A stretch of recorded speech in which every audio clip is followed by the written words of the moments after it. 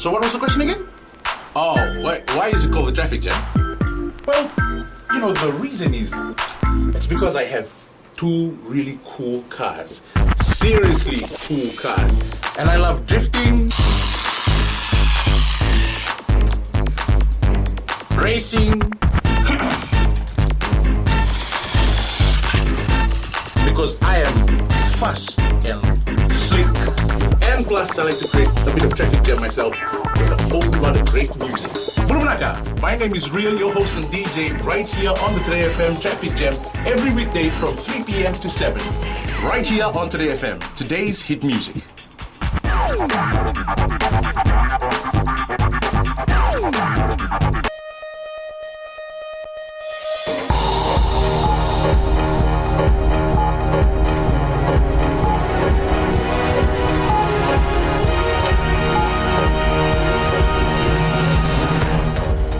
In this bulletin, police hunt for a man wanted for the murder of a chief executive in Asinu. Westpac retains Fiji but sells banking operations in 5 countries to Bank of South Pacific. And trade unions receive training about new trade union election procedures.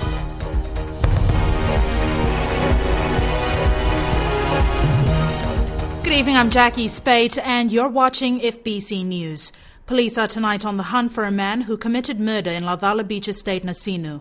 The man is believed to have killed a business executive for reasons unknown. Chanel Sivan reports. A senior executive of Lee's Trading was murdered inside the factory at about 6:15 this morning. All the while, his staff stood outside unaware what was happening. One of the staff who was at the premises when the murder occurred spoke to FBC News on the condition of anonymity. He and another employee saw their boss arrive and go into his office within the factory. Minutes later, they heard noises and rushed in to warn their boss that someone was inside and he could be in danger. However, it was already too late. As soon as they walked in the door, they found their employer lying on the floor with stab wounds to his neck and a masked man running out the back door. The employee says they gave chase, but the alleged attacker seemed to know his way around the building and quickly disappeared. When we arrived at the crime scene at around 1 o'clock this afternoon, the victim's body was still inside the factory and forensics officers had begun gathering evidence. All staff were told to stay outside the factory gates so as not to tamper with any possible evidence. Police have classified the case as murder. Investigations are in early stages and further details will be announced once more information comes to hand. Chanel Shivan, FBC News. The Fijian Elections Office says it will ensure the new processes being introduced for trade union elections will build confidence in the electoral system. But the Fiji Trades Union Congress remains concerned at how they are being treated as public office holders. Christopher Chand has more. The Elections Office has taken steps to raise awareness about the process that will be required for trade union elections. This is one of the seminars they held with union reps in Lautoka this morning. They all seem quite understanding that we're going to run the election. I can understand there may be some trade unions who historically have done their own elections and may think that that's the way it should continue. But we believe it's really important that the Elections Office is involved to make sure that all elections are impartial and run professionally. Unions are required to register, and 6 weeks before their annual general meeting, they must notify the Elections Office. We're trying to make sure that all trade unions are aware of their obligations under the electoral decree, but we want to make sure that we work together with the trade unions to make sure that the elections are undertaken in a very transparent way. We look at it as a government trying to pry its nose on matters that don't really, should never be their concern, but should have been the concern of the various members of the different unions. But although the FTUC is against it, they have assured the Elections Office that they will follow the guidelines. That's the law they've made, and unionists are law-abiding citizens. We will comply with this, but it's an unnecessary requirement for a simple trade union election. And despite how uncomfortable the unions have become, The Fijian Elections Office, under law, will conduct all union elections. Christopher Chand, FBC News. Westpac is selling its banking operations in Samoa, Cook Islands, Solomon Islands, Vanuatu and Tonga to Bank of South Pacific. Westpac will, however, retain its operations in Fiji and Papua New Guinea, its largest Pacific markets. Eleanor Tarangai has more on the story. Westpac's decision to sell its operations in the 5 countries stems from its desire to concentrate and increase its focus on growth plans for Fiji and Papua New Guinea. Westpac Institutional Bank Chief Executive Rob Whitfield says Fiji and PNG support the bank's international aspirations, adding it will continue to see significant opportunities in both markets. For now, Westpac will continue to own and manage banking operations in the 5 countries and will ensure a smooth transition of operations to BSP. BSP is buying out operations in the 5 nations for $199.26 million. In a statement this afternoon, BSP Chairman Kostas Konstantinos says the acquisition positions the bank as a leading Pacific regional financial services business. He says the expansion into other nations positions the bank as a preeminent bank in the Pacific. BSP executives will undertake pre-completion visits over the next few months to introduce the bank to the 5 nations so there is a smooth transition post-completion of the sale. The sale is expected to be completed around mid-year and is subject to necessary regulatory approval. Eleanor Tarangai, FBC News. A representative from Hawke's Bay, New Zealand is expected in the country next month to meet with 12 Fijians who are selected for the recognised seasonal employment scheme. The Ministry of Employment has confirmed 30 Fijians will be selected for jobs in New Zealand. Savara Tamboa has more. Names of 100 Fijians who passed the medical and physical test this week will be sent to the employers before a final selection is made. The whole program is employer driven, so it's based on the needs of the employer on the other side. What we are doing is really assisting the employer so that he does a good selection of our workers. We're doing this from our end to ensure that we add value to the whole process. The Minister for Employment, Chochi Konrote, is hoping those selected will not spoil their contracts to the detriment also seeking to work under the scheme. If this goes well, there'll be more people who will come through the system and hopefully go down to New Zealand and work and be in a position to help both the New Zealand farmers and at the same time benefit the individuals and their families back here in Fiji. Employers will be arriving in the country over the next 2 months to meet with the successful applicants. The employees will spend up to 7 months working on fruit farms in 3 centres in New Zealand. Sabera Tambua, FBC News. Coming up, major developments planned for Lamme Town.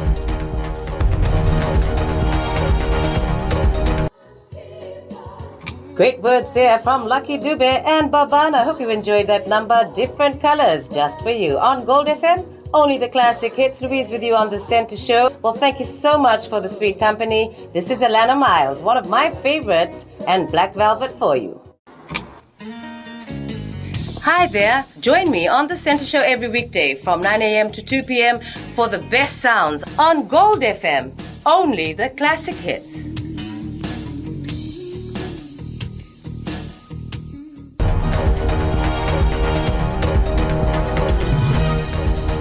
Welcome back. You're watching FBC News.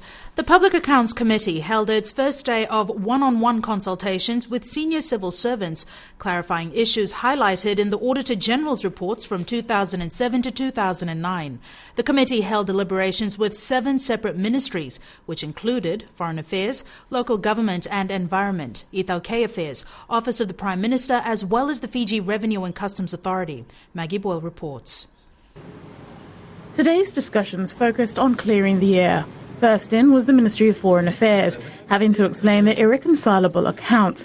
They were followed by the Office of the Prime Minister to explain their acquittal process, in particular for the PM's discretionary grants and small grants scheme, and the Ministry of Itaukei Affairs on the repayment of their loan. And we hope that we can work together in the future to improve our systems and processes, particularly in the pursuit of government to improve accountability and transparency. We have explained all the processes to them of the loan and the servicing of the loans, including the investments that has been or was done and is being done by the Tokyo Affairs Board from then up to today, and also the servicing of those the loan of 20 million, and likewise the repayment of the loan, which we fully repaid in 2013. The Ministry of Local Government and Environment will now have to compile a report on the Namboro landfill payout, which resulted in government having to pay out subsidies in excess of $7 million from 2005. There have been some issues that have been raised by the Public Accounts Committee, and it is only right for us to prepare a report and clear the air on these issues. This was rounded up with the CEO for the Fiji Revenue and Customs Authority explaining the arrears in revenue collection. The committee they were really focusing on the debt, arrears. So we informed them that arrears in 2007 is reduced from 102 million to 50.5. So, but we continue to work towards reducing that debt even further. And the other question was just on the variances, if you like, on the balance year end between the Ministry of Finance and FOCA. So that's really the issue for us, is to work towards. PAC Chairman Professor Biman Prasad acknowledging the importance of the need for more public discussions of this nature. Most of them understand the importance, or the central importance, of the Auditor General's report and the role of the Public Accounts Committee, and how all this is very, very central and at the heart of good governance, transparency and accountability of government revenue and expenditure. The committee will continue its one-on-one consultations with other senior ministry officials tomorrow. Maggie Boyle, FBC News. Lamme Town is expected to undergo major development in the coming months. Special Administrator for Lamme Town, Jasper Singh, says residents will have a revamped Tikaram Park and their own sports facility at Johnny Singh Park. Watisoni Rekandroka has more. The capital's nearest town, Lamme, is finally earmarked for structural development. Tikaram Park will be revamped into a center for recreation for the entire family. We need about $400,000 to upgrade Tikaram Park, and we're going to have a park that's got Wi-Fi free for our kids. They can do their studies there while the little ones are hanging out in the play area. We've got a podium there for an all-purpose, multi-purpose podium. Then beside that, we've got a senior citizens park for all our senior citizens out there in Lamme. Lamme Town Special Administrator Jasper Singh says residents can also expect their own pool and stadium at Johnny Singh Park. We have got a stadium drawn up, we've got a pool drawn up, we've got multi-purpose court that we have designed out here and out there, and we've got a lot of facilities, and now that can happen to Lamme. Singh adds another major development is the dredging of Ngawiya River. I know with the capability minister we will have that project done. That is the dredging of the river. So no more flooding in Lamme. Developments planned for Lamme will take at least 5 years to implement. It's triggered by the growing population. Watisoni Rekandroka, FBC News. Military engineers will be engaged in several infrastructure development projects this year. Land Force Commander Colonel Sitiveli Ngilio says the military will focus on its engineering capabilities. Engineers have been deployed to schools to work on upgrades and maintenance. And there are other projects projected for this year, which was projected at about 12.7 million. But definitely with these two new projects and those that are coming up, we see more to that in the figures that government demands. Gilio says they will be increasing the engineer regiment this year to keep up with government demands. Vivia Island in the Lau Group has decided to ban the use of herbicides in order to promote the concept of organic farming. Vivia is the only organic island in the Pacific with a participatory guarantee system certification, and the concept is now being rolled out to Vivia High School students. Savara Tamboa has more. Traditional farming practices have evolved over a long period, and some are still being practiced now, which is a bonus with Vivia going organic.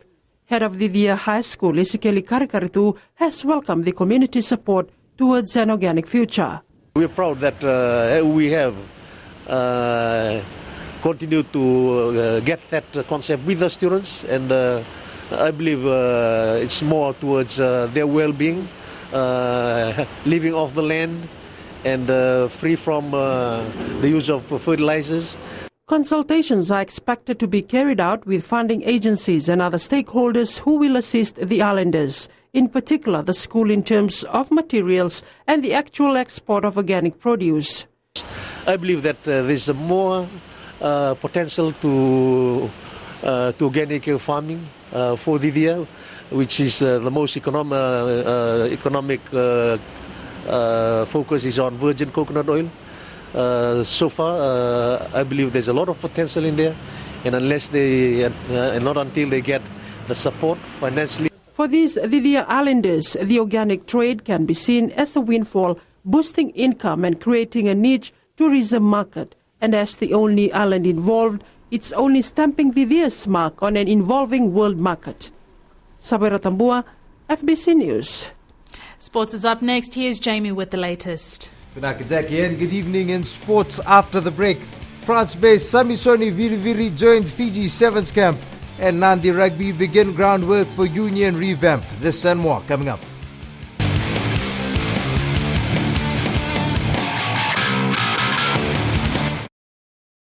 Ni sambul bina kana turun na kini marama ni bulu bina kana doro bau kini mone lewa. Ni so bulu bina kana mone. En do talem no ngona ni wawai katalau ena mataka ena nai. En vendelana mai nei tasiri. No bulu maleka go ni bilote nai sorta boa. En lomo ni bonua mai sianganga. Yo bulu re go Samuel Samuli. Na no ngona ni wawai katalau ena radio Fiji wan nandomo vitina vonga ni venu. Mai no kini diwa ena bi mataka moni tiki na pagruka. Nika ina maka.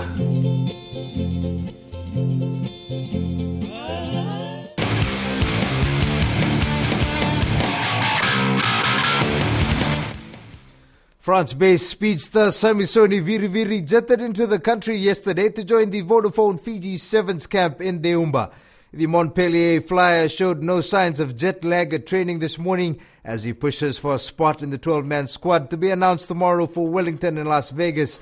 Tale Ndadakadaka has more. He was only on the field for a brief moment to blend in with the national squad. Settling into his usual winger's role, Samisoni Viriviri showed glimpses of the form that earned him the Player of the Year award last season. Pleasantly surprised because I know Sammy's a great player, but he looked really sharp. I mean, really sharp. And he's just got off the plane and been travelling, and he was talking. Looked like he's got tons of pace. And added a real threat and a lovely combination with Save, Rafa and Kotoni Bao and Osea Kolinisal. So, he's been great. So, really impressed. And, whenever the fitness testing done, he looks fit as well. So, I've got a feeling that he's going to do well in that. Viriviri was ordered to take a break early from training as Ryan did not want to overwork the speedster.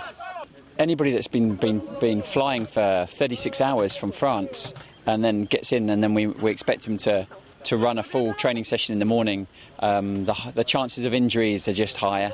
So I gave him a good blowout, stop him, he'll do the same this afternoon, and then he should be able to be pretty full training on Friday before we name the squad. Viriviri did not want to front up to the cameras, but Ryan admits his time in France has allowed him to grow as a player. Well, look, he's a little bit bigger, obviously the conditioning staff at Montpellier have put some size on him, hasn't lost any of his pace. And he was straight in and talking a lot. And, Sammy's a shy guy. He doesn't like to talk, but out there, he was straight in and dalano level, and it's good. It's good. Viriviri will have another chance to impress Ryan at training tomorrow morning before the final squad is announced. Fiji fans can only wonder if Viriviri will be back to his devastating best and help Fiji achieve its goals. Talento the Kavak, FBC Sports. The Nandi Rugby Union has started its groundwork and will kickstart its 10th competition next week. After the election of the interim committee, officials are now working hard to raise the union's performance that had deteriorated in previous years. Secretary Ilimeleki Navula says the tournament will also be hosting new club teams affiliated to the Rugby Union. The plans is that next week we're going to have a 10th tournament to kickstart our competition for 2015, for which we have secured the sponsorship as of yesterday. company has come on board to facilitate us or to facilitate and help us with the sponsorship for the tournament, for which we have set at $2,000. The tournament is basically limited to all the 90 affiliated clubs from 2014, and also those new clubs wanting to come in for 2015. The tournament will be held on the 6th and 7th of February at Prince Charles Park in Nandi. Following that, the union has plans for various knockout competitions, but that will be dependent on sponsorship. Freight Services Red Rock Sevens organisers will be holding a tournament in Nandi next month. The competition will be used to select the top 8 teams from the Western Division to feature in its main tournament later next month. Josephine Navula has the details. The Red Rock Sevens officials is working hard to get all the best clubs from the Western Divisions for the tournament. We are inviting teams from the Western Division as far as Raki right up to Singatoka. 7 teams to come and participate, and we are giving nomination for 32 teams. The top teams from this tournament will then qualify for the major tournament, which is scheduled for next month in Suva. Top 8 teams from this round for the Western teams, or the round 2 series, will be qualified or given a free ticket to the main Freight Services Red Rock Sevens, which is scheduled to be held at the ANZ National Stadium on the 27th and 28th of February. The organisers have already selected 8 teams from the first round of the series held at the Ratu Takobau Park in Osuri early this month, and expect another feast of rugby this time around. We are looking forward for another top 8 from the Western Division to make up the 24 teams that will be participating at the end of February during the main Freight Services Red Rock Sevens tournament. After the successful turnout of the first round of the competition, the organisers are gearing up for another Sevens rugby action that's scheduled on the 16th and 17th of February at the Prince Charles Park in Nandi. Josephine Navula, FBC Sports. The body of the late under-17 football international Muni Shilit Reddy arrives in the country on Saturday. Fiji Football Association Chief Executive Bob Kumar says they've finally managed to make arrangements this morning. He adds a team official is likely to accompany the body from Samoa into Nandi. Reddy drowned while swimming with his teammates on Tuesday on the island of Savai'i. That was your sports for tonight. Good evening.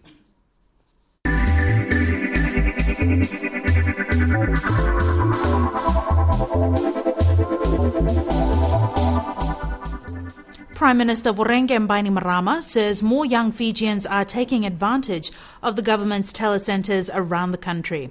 Bainimarama says the telecentres are opening up a world of opportunities for young people they wouldn't otherwise have. However, Bainimarama is appealing to the private sector to join hands with government in philanthropy, creating opportunities for all Fijians. One of my government's main priorities is to bridge the digital divide between the fluent Fijians and those without the same opportunities.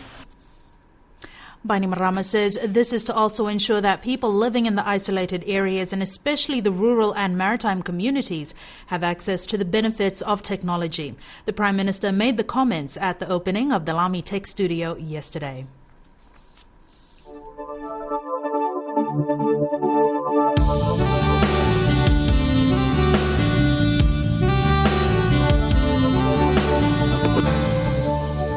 Generally fine weather conditions prevailed over the country today. An active trough of low pressure remains slow-moving over Tuvalu and extends northeastwards over the southern part of Western Kiribati and southern eastwards towards Vanuatu. Meanwhile, another trough affects Tokelau and the Cook Islands. Maximum temperatures reached 32 degrees in 4 centres today. Forecast midnight tomorrow for the country, cloudy periods with some showers over the interior and eastern parts of the larger islands. Elsewhere, fine apart from afternoon or evening showers, isolated afternoon or evening thunderstorms are likely. Saturday's outlook, some showers over the interior and eastern parts of the larger islands, afternoon or evening showers and thunderstorms elsewhere. And recapping our main stories, Police are tonight on the hunt for a man linked to the murder of a business executive in Laudala Beach Estate, Nasinu. The Fijian Elections Office says it will ensure the new processes being introduced for trade union elections will build confidence in the electoral system. And Westpac is retaining its Fiji and PNG operations, but it's selling its banking operations in Samoa, Cook Islands, Solomon Islands, Vanuatu and Tonga to Bank of South Pacific. To this week's poll question now, we're asking, do you support the recognized seasonal employment scheme selection criteria? Visit our FBC website to have your say. Remember, you can send us newsworthy pictures and videos on email citizenseyes@fbc.com.fj or share it with us via Facebook page, FBC News. And if you're on Twitter, follow and tweet us your news tips at FBC_news or simply #FBC News. That's our news for tonight. Join me again tomorrow evening. Bye for now.